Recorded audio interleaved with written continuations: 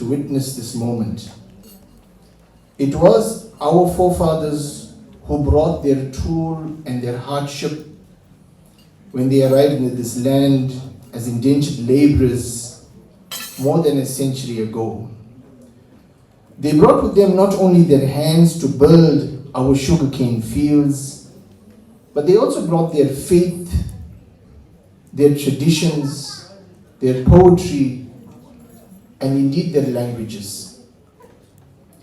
Amongst these treasures was the Urdu language, a language of beauty, a language of poetry, a language of refinement and resilience.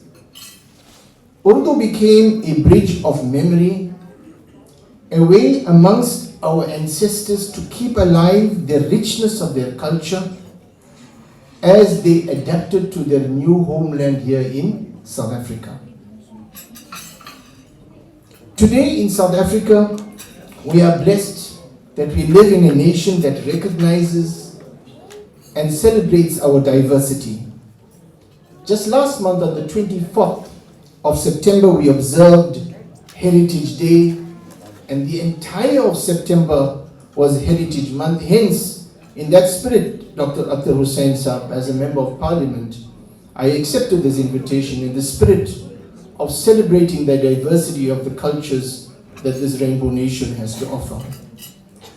It is a time in which we pay tribute to the mosaic of cultures, of traditions, and languages that makes up this rainbow nation.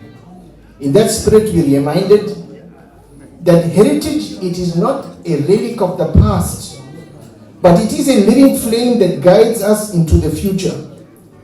And Urdu is part of that flame, nurtured in our homes, in our schools, in our masajids, in our literary circles, and it has now been given life through initiatives like this, the Urdu Adab SA.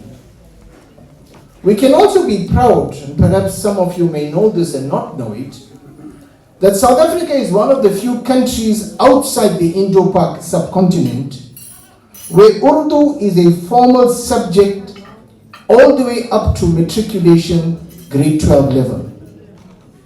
In fact, not only Urdu, we also offer Gujarati, Tamil, Telugu, Hindi. All these are subjects that learners take right up to a matric level, up to grade 12 level.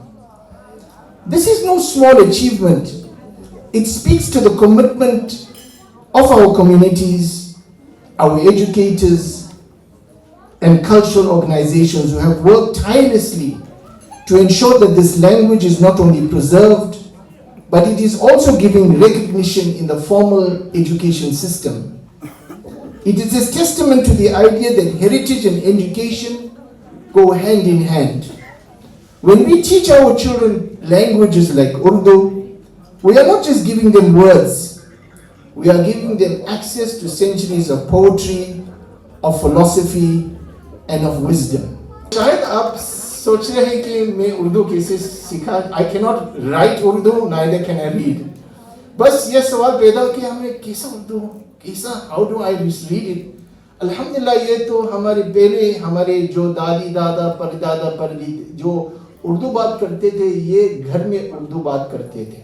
So this is the first place where we learned Urdu, and it's an important message.